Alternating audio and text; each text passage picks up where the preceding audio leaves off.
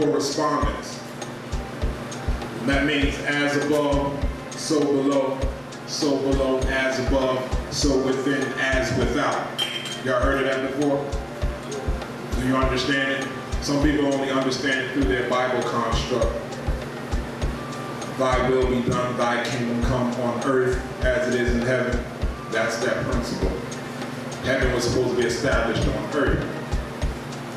Just like Kemet. Kemet was considered Pentim Ta. The heavens on earth, the light plains on earth. The Hopi River, the Nile Valley, corresponds with the Milky Way. The pyramids of so-called Giza correspond with the Orion Belt. So the environment on earth was a heavenly environment where the deities, the angels, or whatever you want to call them, could roam freely just like they were in the heavens. It's all dimensional. Correspondence, correspond. There's always a correspondence between the laws and phenomena of the various planes of life. Listen to the word correspondence, core, respond. There's something within your core that responds to something outside itself. Like what happens under the soil affects the quality of life above the soil. Y'all understand? What we do on top of the soil affects what happens under the soil. What we do to the soil, like pollution and waste, begins to affect the clouds, the weather, and the atmospheric patterns. The clouds, the weather, and the atmospheric patterns affect how we feel. The Neteru and the Neteru control the clouds, the weather, and the atmospheric patterns. Foods affect how we feel. We choose our foods based off of how we feel. You see the relation, as above, so below, as above, so within, as without. Now the seasons affect and influence how you feel as well as how or what you could achieve in that season. Each season has a PowerPoint. And it's up to you whether you can harness that power to advance yourself in life. These were agricultural sciences at first. You plant a seed, you sow a seed, you harvest. So you went metaphysical and spiritual, so you planted a mental seed. The Christians called it planted a miracle seed. Planted a mental seed, sowing a mental seed, and you invest your harvest. This is the principle of correspondence. The principle of correspondence is being used against us to keep us in mental slavery. 9/11 happened on the Tuesday. The Tuesday corresponds to a deity called Tus. It's a god of war. Corresponds to the planet Mars. Where you get the word martial arts from, dealing with war. They declared the war on terrorism on 9/11.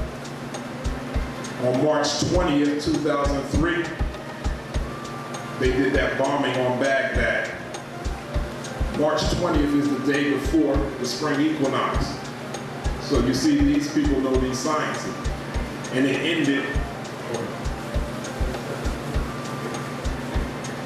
the eve on March 20th into the 21st. And it ended on May 1st, which is another holiday called Beltane, which is supposed to be to a fertility god or goddess. So they use war as a form of blood sacrifice to do certain things at a certain time, just like farmers know when to plant and when not to plant. So you have to do things in divine time. The principle of correspondence, I got to understand what's going on up there to influence the quality of my life in a positive way. But the same thing can be used in a negative way. So they use the war as a form of a blood sacrifice to keep the spell on you. They're using our holidays, our holy days, to wage war on us.